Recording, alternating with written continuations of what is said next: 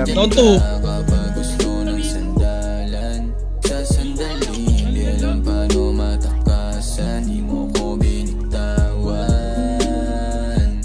Totoo ang aking intensyon.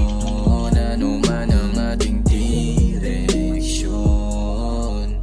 Yoko lang di namang masanay, nandyan ka palagi. O di ka naman sa'kin ay iba, batid mo yan lagi. Pag sumasagi ka sa isipan ko, oras ay huminto. Akin to pera ha, kaya huwag kang liliko. Pag andyan ka, pakiramdam ay ayos lang.